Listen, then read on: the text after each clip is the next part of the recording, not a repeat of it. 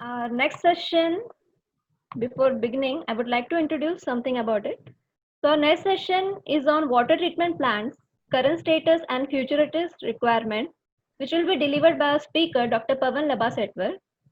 Dr. Pavan Labasetwar received various awards for his contribution to the society, and I would like to mention some of them. He is winner of Project Innovation Award, that is PIA, of International Water Association, that is IWA, for NIRI ZAR technology. He is honor winner of PIA of IWA for solar energy based electrolytic defluoridation technology, and also DST Lockheed Martin Innovation Growth Award for solar energy based electrolytic defluoridation technology. He also received Jal Nirmalata Award for Indian Water Works Association for the year 2016-17 based on decision of a jury on exemplary work on water quality, and the award is most prestigious award of the association. With this, I invite Dr. Pavan Labasetwar to the FDP and request him to enlighten us with his knowledge. Okay. Welcome, sir. Yeah, good morning. Are you able to hear me properly? Yes, sir. Perfectly clear. Okay, so thanks a lot for such a kind introduction. And it's a really good opportunity for us to share whatever work we do in Research Institute with all the professors in civil engineering. Being civil engineer myself, I feel that we have come a long way in what we actually studied in our days in 1980s till now. And I'll be talking about what work we actually do in NIRI and how should we actually improve water quality in future. So should I share my screen? Yes, sir. Yes.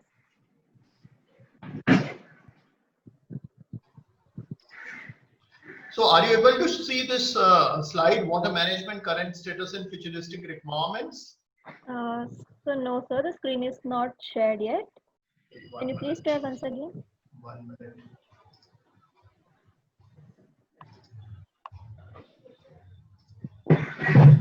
Yes, sir. Now it started. I'll go to slideshow mode. Okay. Okay. Yeah, is it okay now? Are you able to see that? Yes. Yes, sir. Yes, sir. Okay, Perfectly clear. so yeah, good afternoon, everyone. So I'll be talking about water management, current status, and futuristic requirement. So I've been given almost 1 hour to speak on. But so what I normally do when I speak in any session, I break my session into say 5, 6 parts, and then I request, in fact, participants to respond to some of the questions. As we are not having the session physically, I would still request participants to respond to the organizers through chat box, whatever means they would like to, so that I would know that they are say part of this presentation. So I'll start my presentation now. So this is outline of my presentation. Yeah, I'll be talking about our work in CSI NIRI and what is the current status of water treatment in India. What are the emerging contaminants in source water, because we have to treat this source water to make it potable. And similarly, I'll also be talking about current and futuristic water management requirement, not only in India but all over the world. What are the problems we are facing with water quality all over, and how should we cope up with changing source water quality, and how our treatment plant retrofitted with some of these technologies, and ultimately take home. So I don't know, some of you might not be knowing what NIRI is. NIRI is National Environmental Engineering Research Institute. It's one of the CSIR, Council of Scientific and Industrial Research Laboratory. So we have come under Ministry of Science and Technology. We have been established way back in 1958, and that time we were known as Central Public Health Research Institute for Public Health Engineering Research Institute, CIFERI. And we were actually created by then Prime Minister to look after the public health aspects of aspects. And then later on in 1983, we have been rechristened as National Environment Engineering Research Institute, because earlier we were mainly dealing with water and wastewater, solid and hazardous waste, and air pollution. And then we then broaden our scope since 1983, and we deal in many aspects of environment engineering. So we started basically to work on water quality analysis since our inception, and water quality monitoring and surveillance. In fact, started in India with advent of NEERI in 1958, and then as we came to know about adverse health effects due to various water quality issues like fluoride and arsenic in water, we started creating these technologies to get rid of these pollutants in water. And then later on, we switched over to water management. We thought because the technology cannot only be a solution, so we thought that unless we have management aspects built into it, we will not be able to achieve safe provision of safe water to each individuals in India. So we shifted to water management. We conduct several trainings. We are in fact key resource center for many ministries and public health engineering department in India. In fact, we train several chemists and engineers from Southeastern Asian countries as well. And then we have produced this uniform drinking water quality monitoring protocol with Ministry of Drinking Water and Sanitation. So that had improved the water quality infrastructure in India. So it means that we also work on policy aspects. So come to water quality analysis and surveillance, what the work we actually have done in NEERI, and that actually pioneered work on water quality in India. So we monitor basic parameters, demand parameters and indicator organisms in water. I'll come to it when we go through, because I'm pretty sure that some of the civil engineers may not be aware of these parameters. So something known as a fluoride, those who live in Maharashtra, for the matter, in any state, we have a high concentration of fluoride, because of which we are getting diseases such as skeletal and dental fluorosis. And arsenic, and then we started monitoring trace metals, but the equipment have improved since 1958 up to 2000. So we are like state-of-the-art equipment with us. And then we started monitoring pesticide pHs and something known as a phages, which is a bacteriological parameters. And then of late, we also monitor something known as a pharmaceutical and personal care products in our water, which are known as now emerging contaminants in India. So we were working on water quality in isolated studies.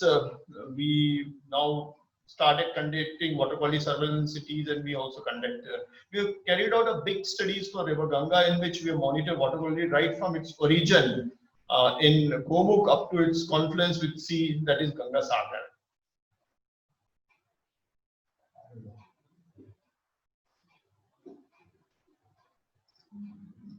So we have developed several water technologies also over the years for removal of many contaminants in water. This one example of removing fluoride from water. We are the first institute in the entire world who had come out with this particular technology, Nalgonda technique, to remove fluoride and community water treatment plant. So similarly, we are this energy-based, solar energy-based electrolytic depuration plants also. And then there's something about household water treatment on which we worked. So we worked on something known as a safety planning approach. WHO, in fact, had recommended that we have to safely manage our water supply. So we started working on bodies water management, later on water safety plan preparation, in which we have monitored what are the, say, hazardous events which can probably contaminate water, which otherwise should be clean, right from catchment up to source, up to treatment plant, intermediate storage, through distribution, ultimately to household. So we have done various studies in which we try to say remove these hazardous events as causes of water contamination. So I'll not go in much of the detail of these studies. Okay. So this is my first question to all the audience. If you can respond, it's fine. Otherwise, we can move forward. I normally give 1 or 2 minutes to respond. What are the major issues related to water management in India? So if you can respond, I think I'll be really happy to know it, because whenever wherever I go, I try to get feedback from the participants on these particular aspects so that we can design our management options accordingly. And the second question is, what do you actually feel about water you drink at home? Do you feel that it's really good water you're drinking? Can you take water straight from tap and drink it? Or you feel that you need to have some treatment unit at your home so that you can be safe? So I'll just stop for 1 minute or even half minute so that you can respond to this question, at least otherwise grasp what I spoke till now.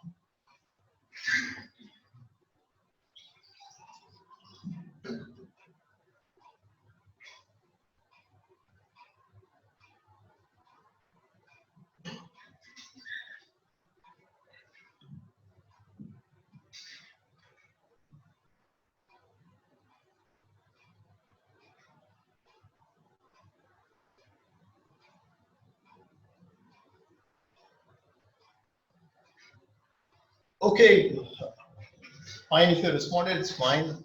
And if you responded and you feel that you can respond after my presentation, I would like to have your response with me. Okay. So come to the current status of water treatment. How are we dealing with the water we have in India? So you know that we use water from different sources, may it be groundwater, which can be deep wells or shallow wells. We use water from surface sources, which was a major water source in the past. We were using water from rivers and lakes directly with say, some treatment. We were directly using it. Ocean water, the water from sea, particularly those who are living in coastal cities like Mumbai. We fortunately have a lot of water around Mumbai, so we don't use sea water often. But if you go to places like Chennai, you depend on desalination of seawater because you don't have enough water sources. Like spring water, if you go to Kashmir for that matter, you have spring water as natural source of supply to cities, even villages over there. So what sort of treatment systems can be based on these sources? So you decide to have like groundwater, surface water. It can be even single treatment plant. But in most of the places we have seen that this single treatment plant can't be able to remove all the contaminants in water. So we can say chain of these treatment units. And then as I talk to you about fluoride, we can like specific treatment for these specific contaminants. Okay. So how do we define water, like water characteristics? How do we call like water is polluted? And it's very, very common nowadays to talk about water pollution without even knowing what actually causes water pollution. So there can be like physical parameters, there can be chemical parameters, so they are like microbiological parameters. So this can be gases, solids, and I'll come to gases also like H2S normally gets say dissolved in water so that we have to get rid of, otherwise it offers test water. Solids, because the water once it falls through rainfall, then when it passes through catchment, it gets solid along with it, and this can be floating, settleable, collide, or even dissolved also, because water is a universal solvent. It can dissolve some of these solids in it. And then chemical, it can be organic and inorganic, and then microbiological. So you are into COVID-19 era, and then even the microbiological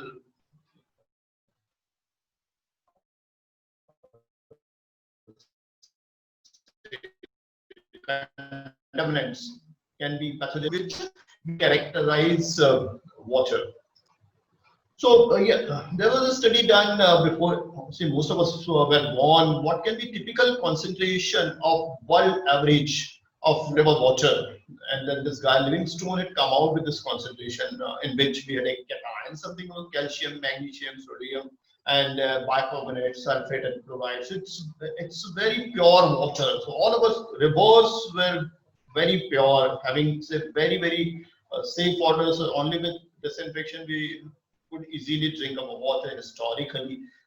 So this was there, but if you see the current water quality, you will realize that water has really degraded a lot. So we have to see that how actually the water source should be located. Now we have almost all the villages or cities with identified water sources. But how should you define water quality water quality at these sources? So there's something known as the Central Pollution Control Board, and they have identified the characteristics of our water sources. So the total coliform organisms. So probably civilians may not be knowing, those who are doing that and taken involved imaging might be knowing. This is known as an indicator microorganism because E. coli or Escherichia coli, a thermotolerant coliform, a fecal coliform are part of a human or animal feces. So the presumption is that if we find these coliforms in water, it means the water is contaminated with feces. It may not have, say, pathogens in it, a disease-causing organism, but this indicates that the water is contaminated with human feces. If somebody is sick, then obviously this water can be contaminated with even pathogenic microorganisms. So pH should be between 6 to 9. The dissolved oxygen also indicates the freshness of water. So it should be more than 4 mg per liter. The biochemical demand should be 3 mg per liter. So this is how any source water should be defined or should be identified to be treated in conventional water treatment plant. So before we actually launch any water supply scheme, now there are several schemes which are being launched to supply water. So we have to conform to these criteria so that we can use that particular source for drinking water supply. So what are the major water contaminants? This is from UI NEET. What are the major water contaminants? I have shown something, physical, chemical, and microbiology. If you can list them down, I'll be really happy. I'll break here for half a minute and then I'll continue with my presentation.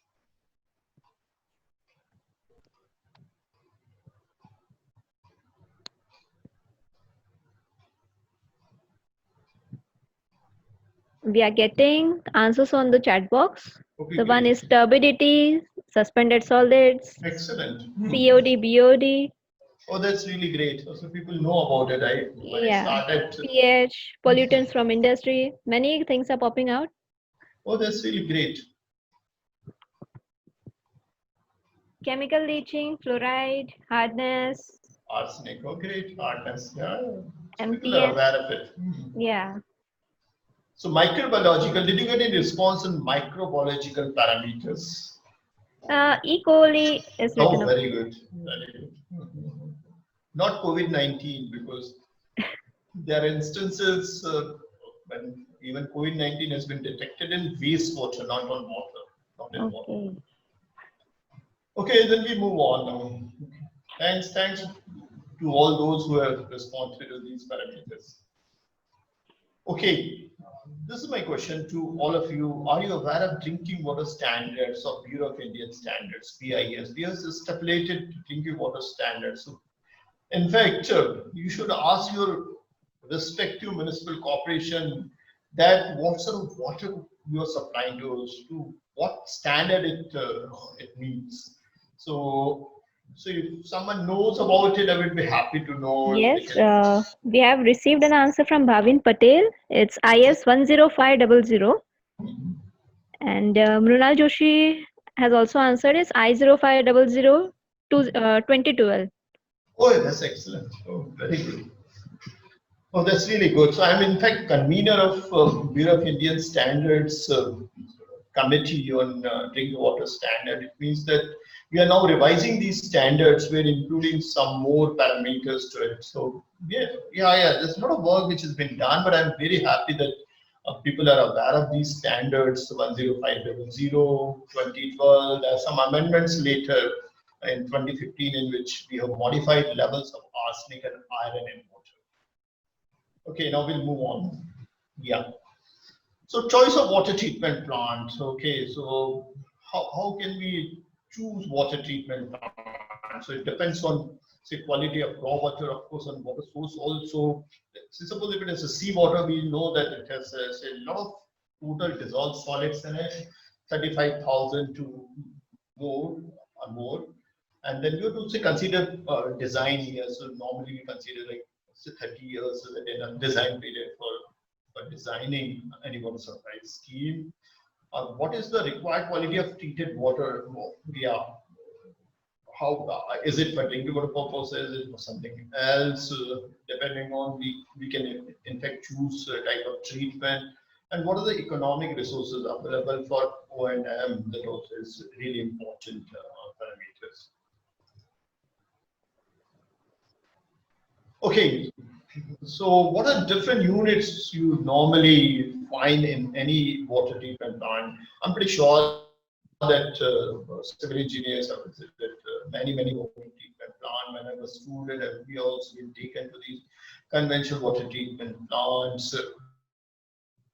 So first is aeration, because it gets rid of test and powder causing volatile organics. And I talked about H2S in water, which is highly volatile. If we can properly aerate it, we can definitely remove some of these. And see this iron and manganese. So I'm talking about some emerging contaminants. So we have started getting iron and manganese. So just yeah, I got a call from Nagpur Municipal Corporation, and we keep getting calls from various municipal corporations, right from Gwalior, Jaipur, Bhopal, Trichur, and Surat, and many other places.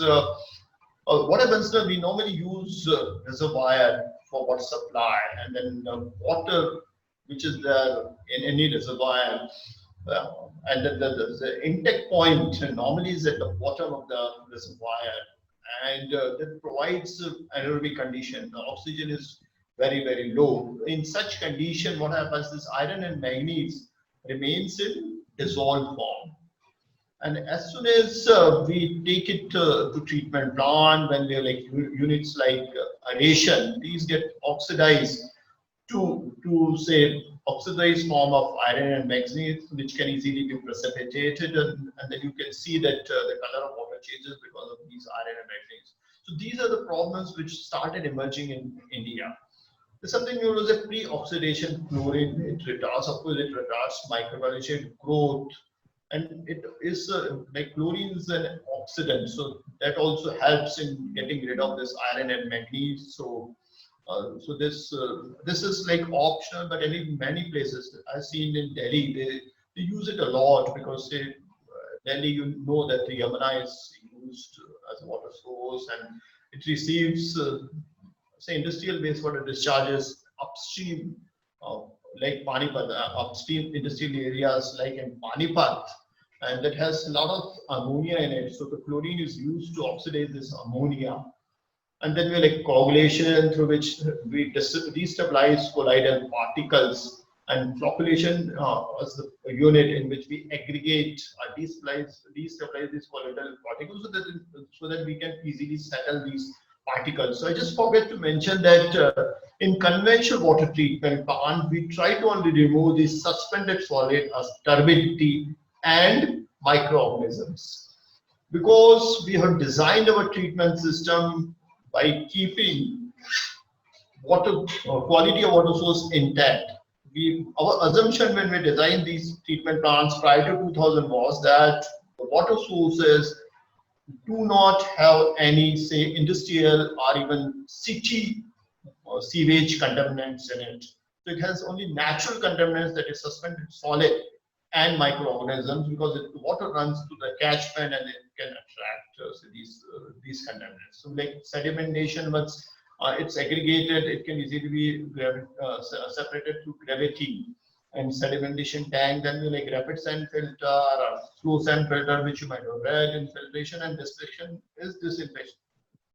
Is a really important step in which we try to remove bacteria and virus, because I have not seen any plant in India which use disinfection technology other than chlorination. So there are very few plants I think they started building up in India, where they now started using ozonation or UV disinfection.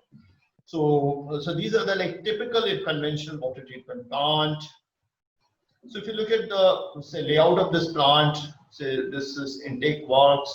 You pump raw water, you take it to cascade aerator, and then you take it to flash mixer and clary flocculator for coagulation, flocculation, and sedimentation, and then you take it to rapid send filter, and we filter it out, and then we chlorinate before we supply. So this is like typical layout of conventional water treatment plant. So I see, because of lack of time, I'll not be able to take you through all the processes. But what I request all of you to look into that, look into design of all these treatment units. Yeah, which is very, very important for any civil engineer to know, because water is a really like crucial aspect nowadays. So we go through this particular aspect, and you'll appreciate that how easy it is to design any treatment unit, but you should know some of these say concepts of both civil engineering as well as the chemistry. So I told you this. This can be aeration is primarily designed to remove some of these like dissolved metals, manganese and iron, because when it reacts with oxygen, it oxidizes to Mn4 and Fe3, which can be precipitated after this aeration unit. And at the same time, we can get rid of these gases like methane and H2S, which can naturally get into water when it travels through catchment. Okay, this is how it looks. So you pump it from here, and the water drops down, and there's a collection channel over say around this cascade aerator, and then we can take it to say next unit after we do the aeration. But some of the old plants don't normally have aeration. So now our recommendation to all these plants, because of degradation in source water quality, we should definitely have aeration as the first unit in any conventional water treatment plant. So what are the design criteria for this cascade aerator? The height of structure can vary between 0.5 meter to 3 meter, depending on how much water you want to treat. How area of the design is 0.015 to 0.45 meter square meter cube per hour. So yeah, number of cascade varies from 4 to 6. The cascade, you know that the steps are the cascades, and then we can choose between 4 to 6. Riser bead step, those who have designed, I think, stairs in civil engineering, structural engineering, they know that what rise is. The riser bead step should be between 0.15 to 0.2 trade, whereas trade should also be between 0.1 or 2.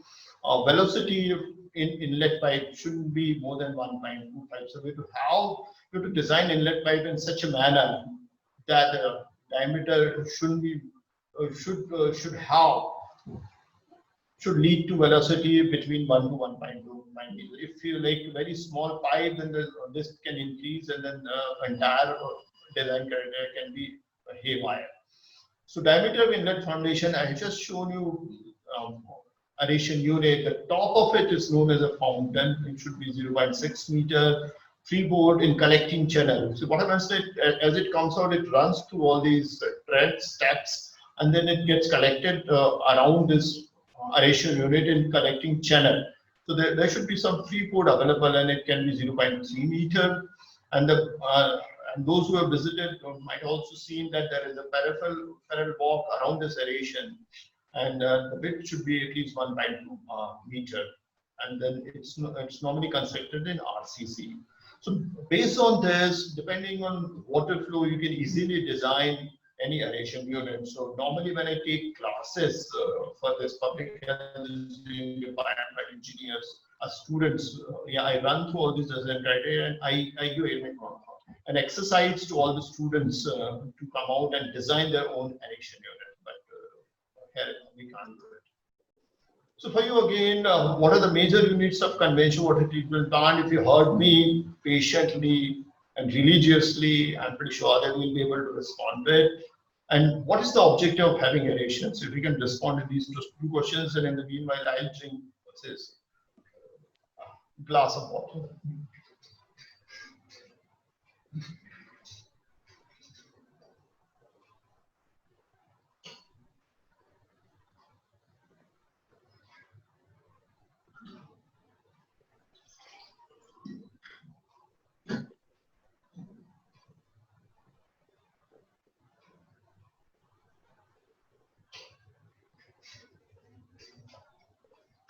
So here we are getting answers is sedimentation tank, sedimentation, filtration and disinfection, chlorine unit, Okay, great.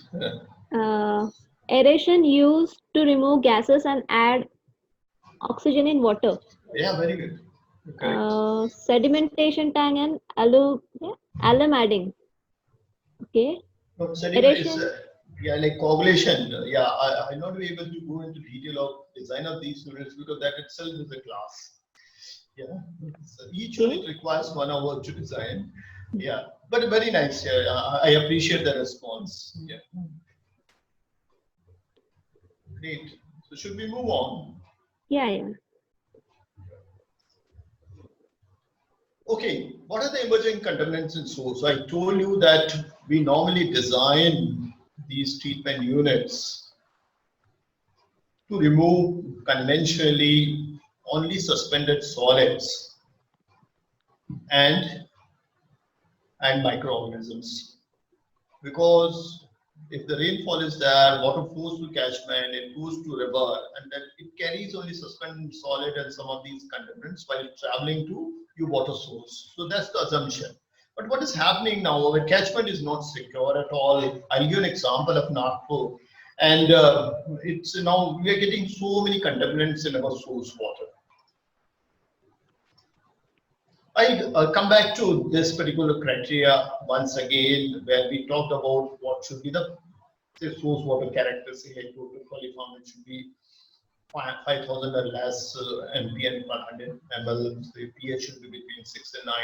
Dissolved oxygen should be 4 mg per liter. BOD should be less than 3 mg per liter. You know that BOD is indication of sewage contamination. Yeah. I don't know who is now scrubbing on. Yeah, sir. Actually, can I reclaim the host? I can just remove this all. Yeah, please do that.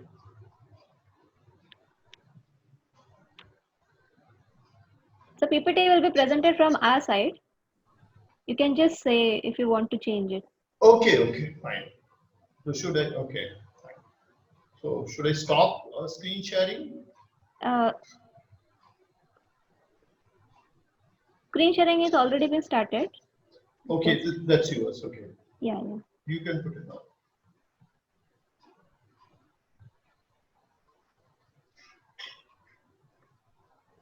Yeah. Okay.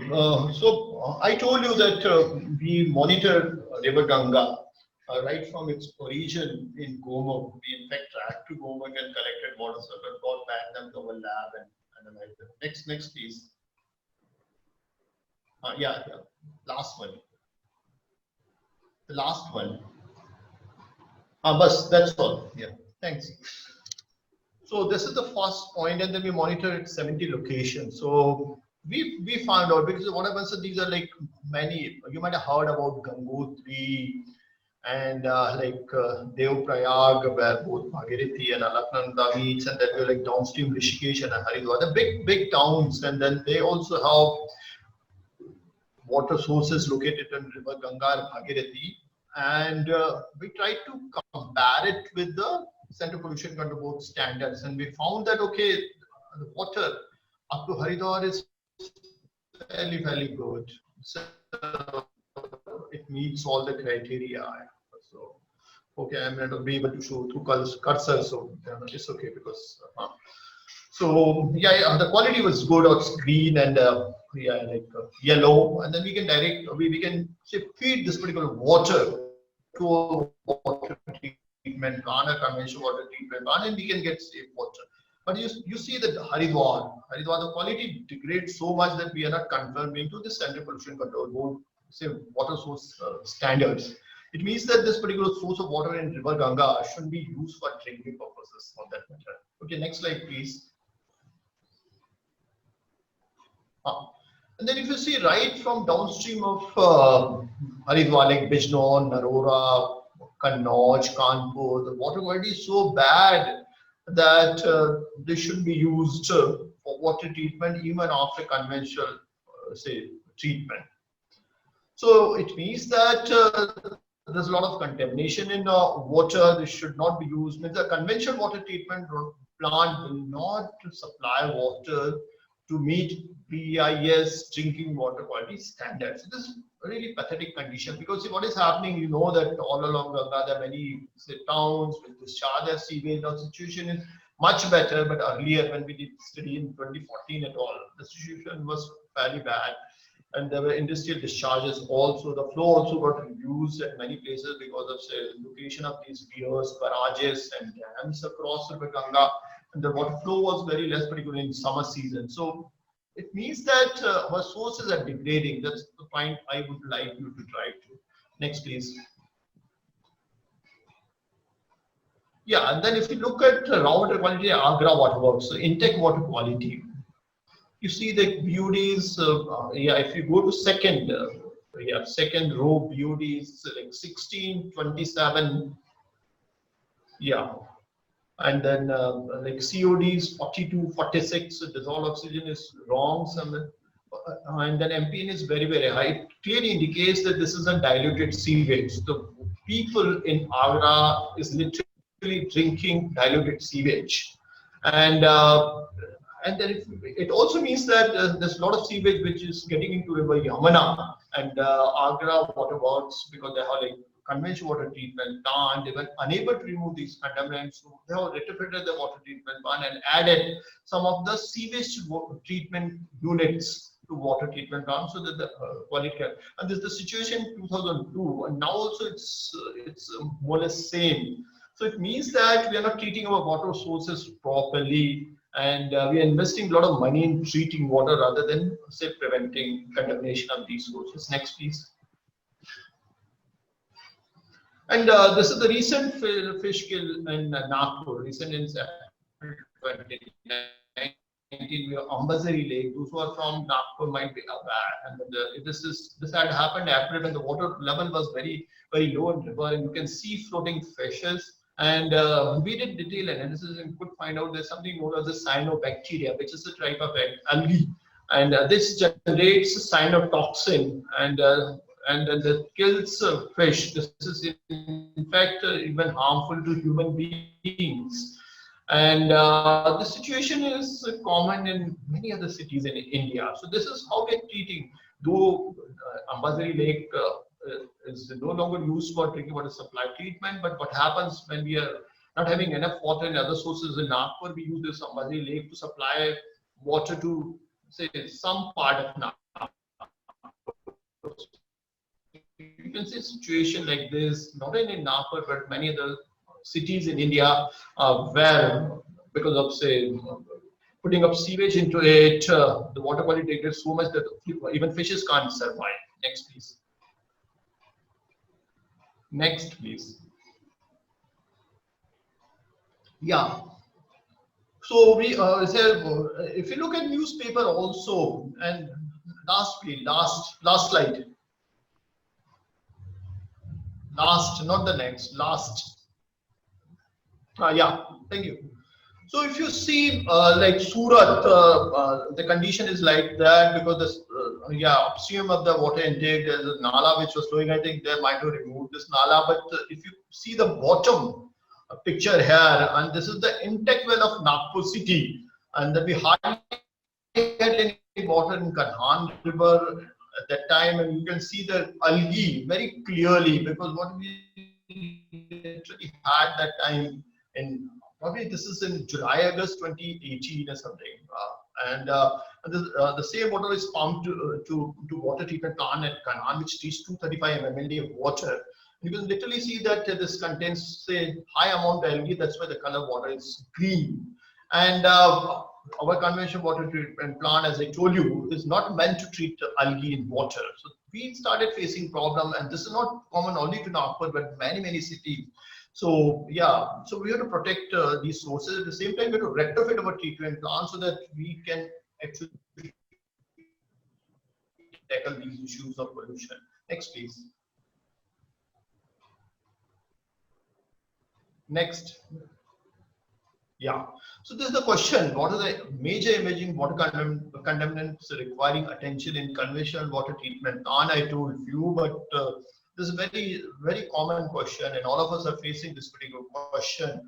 So I'll break for half a minute and then request you to respond to what do you feel that we need to now treat in our water so that we get safe water in our households.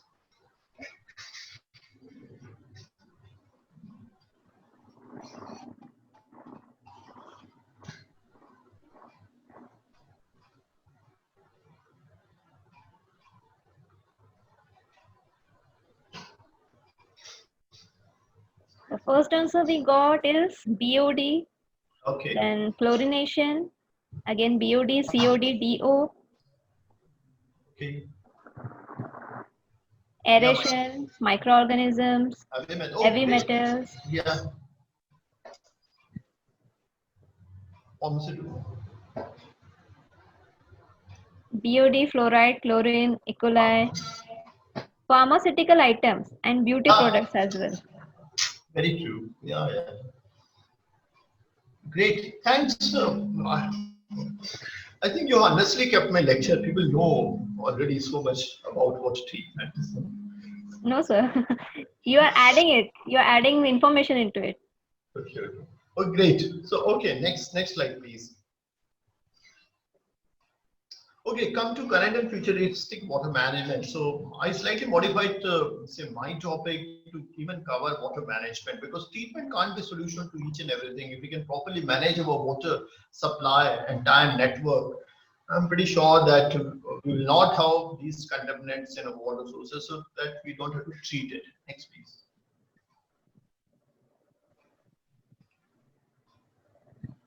Okay, this is our water Nagpur water supply scheme. So like Pench River, and from Pench River we have like pipe. I don't know. I am unable to say, take you through this particular diagram, but if you can see okay, and then you see the red line, 2300 pipelines. We carry our waters.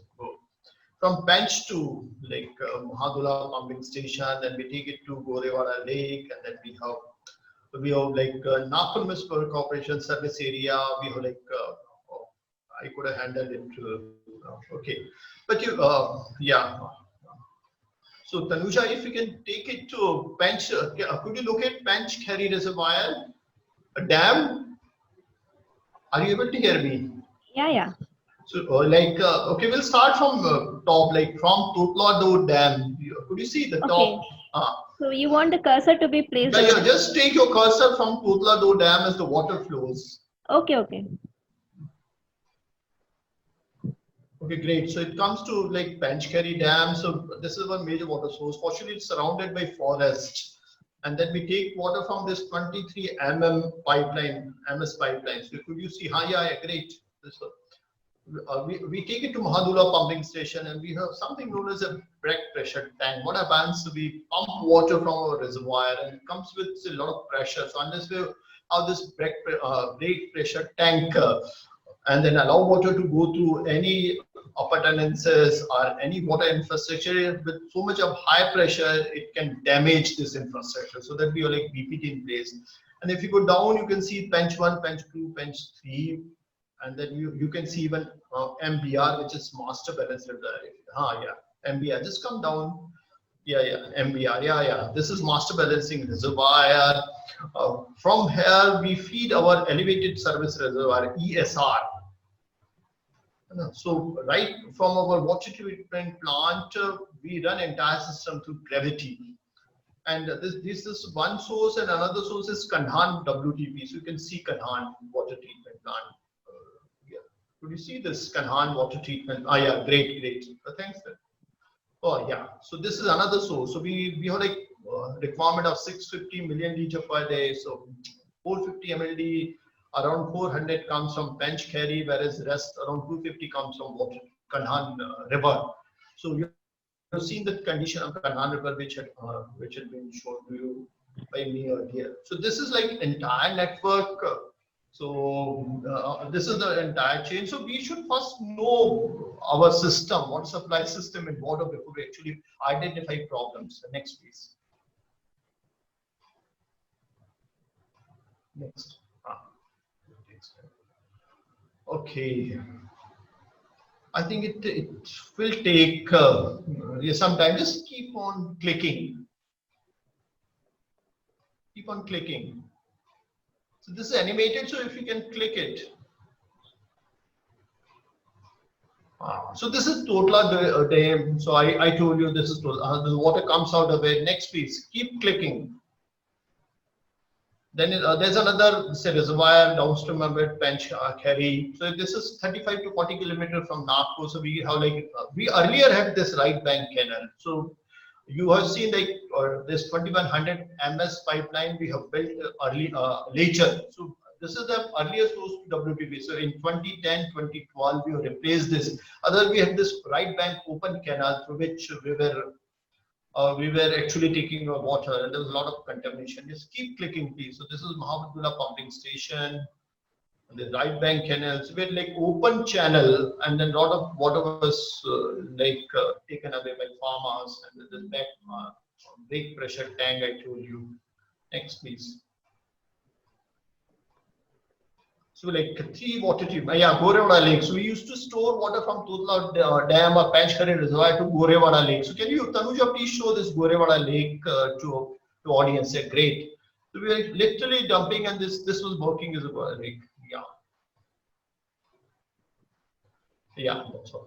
And then from Gorewada Lake, it was working as an intermediate reservoir, and we're taking all these treatment. You see the blue line, and then P1, P2, P3. These are bench water treatment plants. So we're like almost 100 mld water treatment plant here.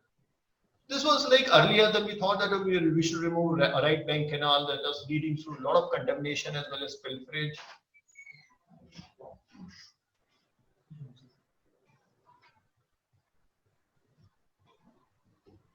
Okay. Okay. Okay.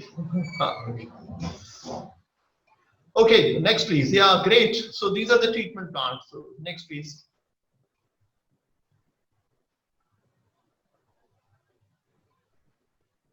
Yeah.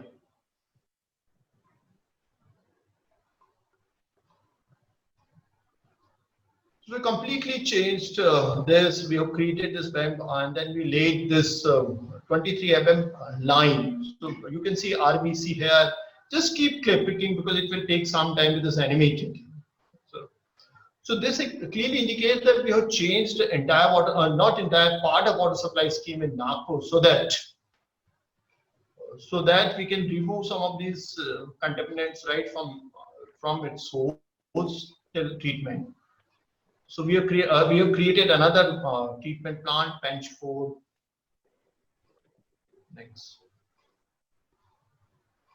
So we like BPT, Gorewada Lake. So next please. Yeah. I'll just stop it because you see now earlier we were dumping our water to Gorewada Lake, which is open, and that was source of leakage as well as the contamination also. So we have laid this 2000 mm pipeline also directly from the break pressure tank to our treatment plant. So we bypass Gorewada Lake, though we store water in Gorewada Lake, which also supplies water to Nagpur. So this is this is how we modified our water supply scheme, and it's happening in other cities also. So this removes a possibility of contamination right from its source up to treatment plant. Next, please. Yeah, I just give a few examples before I conclude. So what happened? I have shown you about Kanhan. So this red circle you see on your slide is our intake for Kanhan water treatment plant. This is a Kanhan river which you see in this particular imagery, and then you see this ash pond. So our Kanhan water intake was built way back in 1950, whereas this ash pond was built around 1987, and this is immediately upstream of water intake. So if you can click, please, Kanuja. So what had happened? Pardon? That's all. To make one announcement. Actually, many questions are coming over here for the feedback one. Can I make one small announcement, if you don't mind? Yeah. Please go ahead. Okay. So many are raising the question about the feedback and attendance. So the feedback and attendance link will be shared after the half hour of the second session every day. So I think I'm clear, audience. Okay, sir. Now you can proceed, sir. Yeah. So what happened is this ash pond was built in 1987, just upstream of this intake well. So the intake well was built first, and the ash pond was built later, without even bothering that if there is any breach in ash pond, the water in river can get contaminated. And that's what in fact had happened in 2014. There was a breach, and then the water which was stored in this particular ash pond, you can see this particular say white stream, and that ash got into this particular river, and we had to literally close our Kanhan water treatment plant for almost 3 days. So there was no water supply for almost 3 days in eastern part of Nagpur, because they depend on Kanhan water treatment plant. So what point I'm driving to, instead of treating this fluoride bearing water, if we can say avoid having ash pond immediately upstream of your intake, there's no possibility of having say fluoride in water. So we have to really think from management perspective also, not only about treatment. So that's what normally happens, because we don't bother about any contamination sources which can say in fact contaminate our water sources. Next please. Next. I think we need to wind up also. We have time, sir. Can Yeah. proceed. Yeah, please go ahead. So this is how it looked, in fact, just milky white, and then as I told you, we collected water sample and found a lot of fluoride in water. Next, please.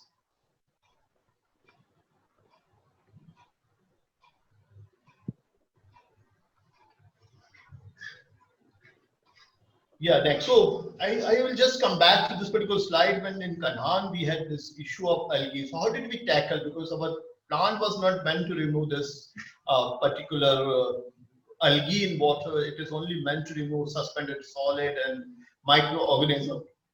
How did we actually do? Because Nagpur Municipal Corporation approached us to find out some solution. So we actually had gone for it. So next, please. So to keep clicking, because these are say animated slides, just keep clicking, and I'll take hardly half a minute to describe it.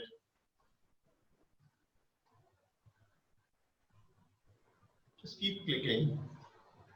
I just stop, please. Okay. So if you see the inlet raw water quality, turbidity was 36.3 NTU, because algae also imparts turbidity to water. Yeah, but it's not very high, because normally in monsoon season you get turbidity as high as 1000 mg per 1000 NTO. It was only 36.3, and then if you go to BIS 10500 standard, drinking water standard is 1 NTO. We have to bring it down to 1 NTO, or even 5 is permitted. Just keep it, Tanuja, like this, please. So what we actually done in that case, they were having this chlorine dosing of 1.5 ppm. So we increased this particular dosing, and then what had happened, the turbidity reduced to 2 NTU, because there was a subsequent reduction, but this dosing we had to literally increase to say 1.5. Otherwise we were using only say around 0.5 earlier. So we had increased this chlorine dosing.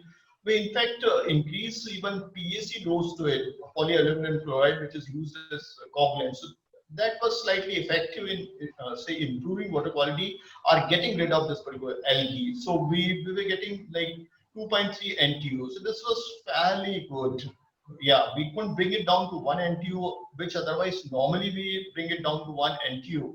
But by tweaking the doses of chlorine and polyaluminum chloride, we in existing water treatment plant could bring down or remove algae. Otherwise, there were so many complaints from Nagpurians to us that they are able to drink their water because of say greenish color to it. Next, please.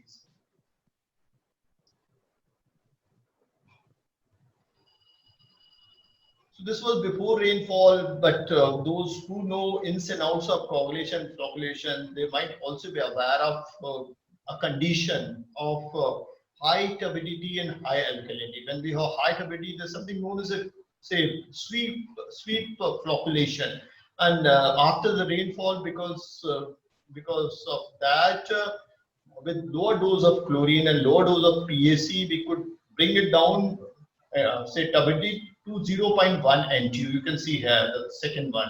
Tanuja, if you can highlight that. Yeah, correct.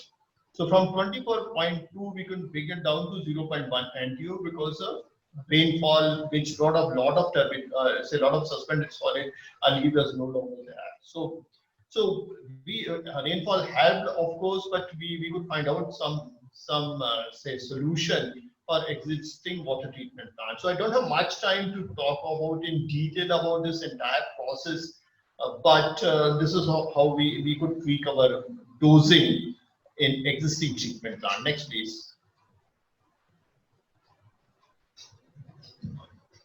Okay, I'm coming to last point of my presentation. That is futuristic water treatment. There was a chat that my voice is not clear. Is it okay now? Because there might be some issue with the internet Sometime connection. it was breaking, but now it is clear, sir. Yeah, yeah, yeah. Next, next, please. Yeah. Okay, so what is happening? What is the say permanent solution in our existing treatment plant to take care of this emerging contaminants? Like we can of course have pre-chlorination. I have demonstrated. That's what we actually did in Nagpur for our Kanhan water treatment plant. Yeah, but yeah, there are some issues with it. Lysis of algal cells. And but I think because this is a very short-term phenomena, we are not much worried about lysis of algal cells. We can continue with it. Next, please. Yeah. So we can like coagulation. We can add PAC, and then there's something known as a ultrafiltration through which we can remove floc. Ultrafiltration, those who know, it's a type of membrane process. And then this can also be used now we started using it instead of rapid sand filter, though it may be slightly expensive. Next, please. Yeah, results. Yeah, well, yeah, like positive. Yeah, just thanks. Cell removal was 74% by coagulation. It is a percent after addition of PAC, and this natural organ matter prior to you increase the longevity. So, see, algal cells normally leads to lysis of lysis, and it's very difficult to say remove that in conventional water treatment plant. But if you have like ultrafiltration process, this can easily be filtered. Next, please. Yeah, yeah. This removes membrane fouling, but I think I'm going slightly deeper into say the concept of improving conventional water treatment plant by using UF and natural organic matter or matter or polyorganic carbon. But that's how now things are moving in environment engineering water treatment aspects. Next, please. Yeah. Yeah, one more thing of having ultrafiltration and say high doses of chlorination and PAC is that the treatment process becomes expensive. So yeah, that's the negative part of it. But now there are approaches available through which we can remove these emerging contaminants like algae, cyanobacteria, and water treatment plants. Next, please. Okay, now, you might have seen, you might also be using reverse osmosis at your home. So this is really emerging technology. It's not that it's new, but at the same time, its application is increasing substantially. So yeah, this is some small principle. You might have seen that membrane. Tanuja, if you can show this membrane in the diagram. Okay. Yes, sir. Yeah. Yeah. So yeah, great. So what happens normally if you're like water molecules and then it has like solids in it, and then this is something known as a permeate side. So we pressurize it on this feed side so that the water goes through these pores of membrane and get into permeate side. This is known as say reverse osmosis, and we have many types of membranes, like right from ceramic up to cellulose acetate, polyamides, polysulfonate, yeah, polyacrylonitrile. So these are the membranes which are now coming up. We use it extensively, not only in industrial waste treatment, but even at our household also. We're not using it now or at present in our water treatment plant. Next, please.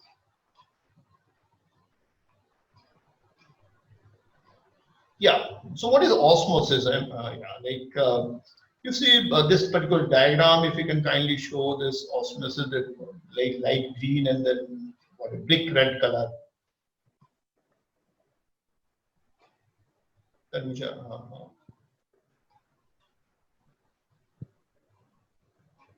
yeah. And then the water less concentrated to more concentrated. Osmosis. This is known as osmosis. Normal, if you have a membrane, and then what happens to the water is easy to pass through any membrane, and then it will pass through till the concentration of solids are similar on both sides. So equilibrium will reach in osmosis process when the solid concentration on other side of the membrane is same. Next, please. So like semi-permeable membrane, like we have brackish water and fresh water. Just go ahead, please. You can start clicking. So under say, this is I think self-explanatory. So water from semi-permeable, and then in reverse osmosis, yeah. So this runs through the osmotic. The water runs to this semi-permeable membrane and goes to this particular part of water, which is clear water. Next, please. But what is reverse osmosis? What happens in reverse osmosis? We are from like contaminated water to pure water. We are driving water content. Just keep it. It's very self-explanatory. So we are applying pressure. The red one is pressure, and then the water we are pushing through, and we are retaining solids. That's how it works. So yeah. Next, please. So we are like, yeah, next please, just go ahead. So this is how it works. We push water through this membrane. This is very selective membrane, and water is only allowed, whereas solids are retained. So because we have to apply this pressure, we need energy to drive this particular pressure because we are pushing this water. Yeah, please go ahead. So, but this is how it works, and you might have seen. But the problem with the reverse osmosis, it's very good process because it removes all the contaminants from water. The cost is fairly high. It's 20 to 40 rupees per 1,000 liter. It's available in domestic as well as community models, but it requires electricity and it rejects also a lot of water. You might have seen that water which retains like its solids that needs to be managed. So it will lose almost 50% of water or 60% of water in any RO-based plant. So that's the major concern of RO plants. But these technologies are further improving. Please go ahead. Okay, this is last but one slide, and it gives an idea about membrane development in the entire world, right from 1950 when cellulose acetate membrane was used till now we are using nanoparticle based membranes. So there's a lot of development which has taken place in membrane. Just go ahead, please keep clicking. So you can see the first graph, the salt passage, which was 1.4 way back in 1970, we have brought it down to 0.2, and then reduction in membrane cost also is substantial now, and reduction in energy is also reduced. Earlier it was almost 12 to 12.5 kilowatt hour per meter cube. Now it has come down to around 1 kilowatt hour. So we have reached to almost thermodynamic level. So there's a lot of improvement which is taking place over the years, and I'm pretty sure that this will become a part of even conventional water treatment plant in days to come if we can bring down our reject from RO. Please. Next, please, and the last one. Okay, I think I should skip this and then we can later on put to them.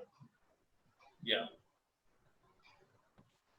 Okay, take home from me is that like conventional water treatment plants require improved operation and management nowadays because of the source water characteristics are changing. It's degrading fast because we are not able to protect our catchment. We are dumping our sewage and industrial waste into it. There are many options available for improving performance of water treatment plants to tackle emerging contaminants. I have given one example. And water management should be preferred over treatment. And I've given several examples. How can we protect our water sources? How can we protect our water supply schemes? And then we can say invest less amount of money in treating water rather than say managing water through its journey from catchment up to consumer. Yeah. Thanks a lot. Thank you, sir. Thank you so much for the session. It was really informative, sir, and the interaction you made with participants, the way they were answering, it was like quite interesting. Everyone was enjoying it. So, shall we proceed for the question answer session, sir? Oh, sure, sure. Okay, so I would like to sort out some questions. There are many questions over here.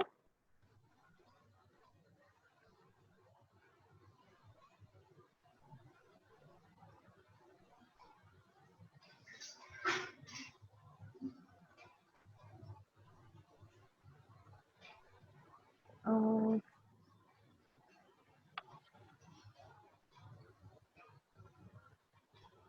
polluted water may be affected by concrete strength. What to do for this? One question is like that. Yeah, I could not get the question. Yeah. Actually, I think he meant to say that polluted water is affecting concrete strength. Concrete strength. Yeah, Okay. and what to do for this? I think so. We should be first worried about drinking water quality. Of course, concrete strength also is getting affected. As you know, there's some standards available for water to be used for construction or concrete making. Yeah, and because see, what is happening nowadays that there's a lot of used water, what treated sewage used. I feel that it depends on say pH of water shouldn't be very high, and at the same time the solids also shouldn't be very high, particularly yeah tedious level. Some dissolved solids also can affect say concrete like concrete strength, but I don't feel that it normally affects concrete strength that much. Yeah, so that's my immediate response. If it's a if your like pH of water is more than 10, pH of water less than 4.3 or 4.5, then it can adversely affect concrete making because there might be say acid in it or say alkaline salt in it, and that can affect strength of concrete. But in general, whatever water we have, even if it is treated sewage, I think we can directly use it. Okay, so there is one more question on how can we remove bacteria of coliform group like E. coli in large scale water treatment plant? Okay, so this is known as disinfection, which is very conventional. We normally use chlorination. So like that's HOCl, which is formed. It affects the membrane of any Escherichia coli, or for that matter, any any bacteria. So yeah, chlorination is there. Then UV disinfection. You might also add we pass light having wavelength of 254 nanometer, which damages this cell of bacteria. Like ozone, which oxidizes this cell bacteria. So these are the say conventional water treatment processes like chlorination, which can deal with not only remove say E. coli, which is indicator organism, but even can remove some of the pathogen, not some of them, most of the pathogens. If we can properly say how there's something known as a CT value in disinfection. It's chlorine dose and that time. The C is the concentration of say chlorine in mg per liter and T is time in minutes. So if we can maintain 30 mg minute per liter of this particular dose of chlorine, then we can get rid of many pathogens which are normally there in our drinking water. Okay, there is one more interesting question from Runal Joshi ma'am. Hmm. She is saying that if our conventional treatment plant makes the water potable from then why RO technology is required for water treatment? Yeah, very good question, because see what is happening, the benefit of RO, yeah, see if you're using surface water sources and if the source is protected and our water, if we have only suspended solid and microorganisms or pathogens, we can definitely use only conventional water treatment plant. But what happens, the benefit of RO or membrane processes is that it can remove solids. If you go to places like Rajasthan If you go to coastal area where the total dissolved solid in water is more than 2000 or even more than 1000, people normally reject the water because of test. And unless we have membrane process, we can't bring down this dissolved solids in water. So we should use it. We should use RO process judiciously wherever we have multiple pollutants, wherever we have say like total dissolved solid more than say 2000 mg per liter. Otherwise, we should definitely use conventional water treatment plant at home. If you want, we can use only UV based disinfection and then pre-filtration to remove some of these suspended solid which can get added during distribution of water. Okay, so one more question on uranium by Pallavi ma'am. She is saying how to remove uranium from groundwater as it is a radioactive substance and is very harmful. Yeah, very true. It's very harmful. And what happened? We in Punjab get uranium in our water, and other than say reverse osmosis, we don't have any treatment as yet to remove uranium. So there people are using say membrane RO based plants, but problem by using RO based plant is that we get uranium in reject water, so they're probably storing it and they're diluting it with fresh water and then letting it off.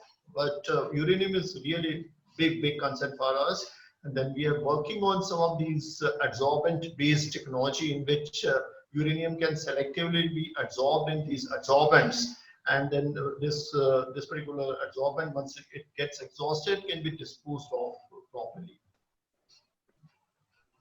Okay, one more question from Praveen sir. He's asking how biofilms are working on dye removals, and is EMF mechanism advisable for domestic usage? I couldn't get you. Biofilm. What did Yeah. he? On dye removals. Dye removal. I really couldn't get a question with a biofilm. Normally, biofilm gets formed over distribution system. What happens now?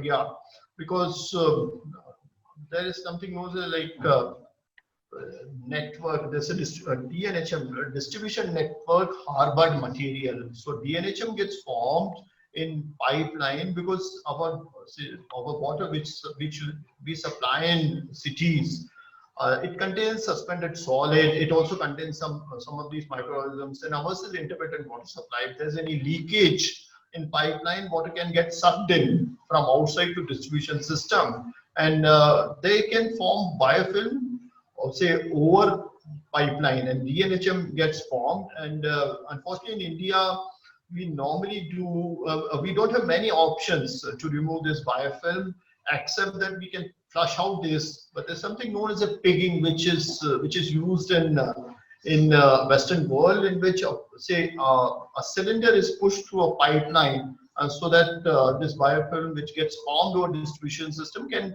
physically be removed. So that's what I couldn't understand. Means dye removal, I couldn't understand part of it. I can take up the question later. You can send it to me. Okay, so there is one more question from Madhuri Mude ma'am. She is asking that RO is not good for health. Is it so?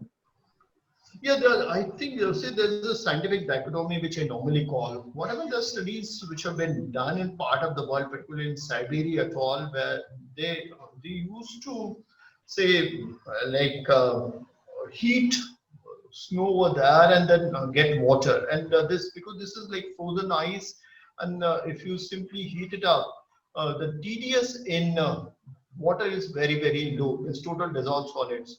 This unfortunately in India or even all over the world, we don't recommend that how much minimum salt should be there in water. There's some studies which have been done world over, and that clearly indicates that if you calcium less than 80 mg per liter or magnesium less than 30 mg per liter, there's possibility of cardiovascular diseases. So normal recommendation is that okay, we should not bring down your salt concentration, particularly concentration of calcium and magnesium in the water, to such a low level that you need to supplement them by adding some salts to your treated water. So in such cases, there was judgment by NGT also. We should not bring down the salt concentration below 150 mg per liter. So of course, if we remove it completely, then it will definitely, it can be harmful. And it's recommended that we should, and then you might have also seen advertisement by many auto manufacturers that they claim that the treated water TDS is around 150 or more than that. So if we can maintain that, I think there should be any adverse health effects of say our water also. But even WHO or BIS don't have any say standard for minimum level of TDS or calcium, magnesium in treated water. Okay, so here we take the last question because of the time constraint. Correct. So the question is, what are the different methods for groundwater recharge?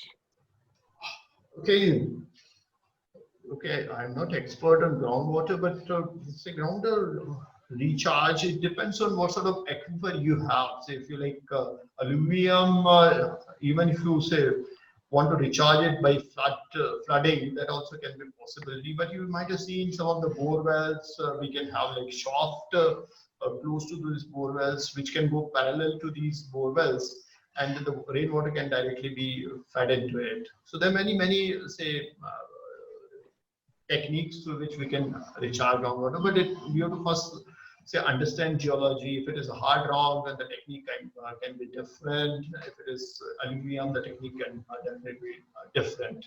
But yeah, it has its own limitation also. Normally, it is assumed that not more than 12 to 15% of water which falls can be used for recharge if it is a hard rock. So I think we have to study in detail what sort of geology is there, and accordingly we have to decide that what sort of recharge structure we have to build. Okay, sir. So I think, yeah, so these were the important questions, I guess. Thanks. So thank you, sir. Thanks a Thanks lot a for lot. this session, sir. So this session was really wonderful and informative. And thank you for explaining the design features of the water treatment plant. Yeah. And you have really rightly said that importance should be given for the improvement of the water quality for the sake of our future requirements. Yeah. Thank you for the session, sir. Just a small clarification. There was a pop-up in between that is it related to civil engineering? And then I'm basically a civil engineer and I've been studying civil engineering for almost say 30-35 years. And unfortunately, I couldn't cover all this kind of design of treatment plant because of lack of time. But it's definitely part of civil engineering. And unless civil engineers contribute to water treatment, I think it will be difficult to say, manage within civil engineering. So I appeal all civil engineers to be part of water treatment also, and that only will enhance their role in water management. Yeah, thanks. Yes, sir. Definitely, sir. Yeah, thanks. Thank you, sir. Thanks. I also take this opportunity to thank our Honorable Chairman, Honorable Trustee Madam, Principal Sir, Dean Academics, Dean Admin for the continued support. I also thank our team of organizing committee for this session, and last but not the least, our participants for patiently listening to the sessions and giving your valuable feedback. Thanks. And for tomorrow's presentation. Should I leave? Thanks. Thanks to you for. Yes, sir. Thank you, sir. Thank you. Thanks.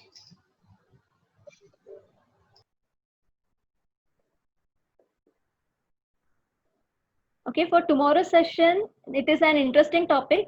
It is an out-of-box session where we'll be exploring Google. So it will be more likely a hands-on session. So it will be better if every participant will be ready for the same.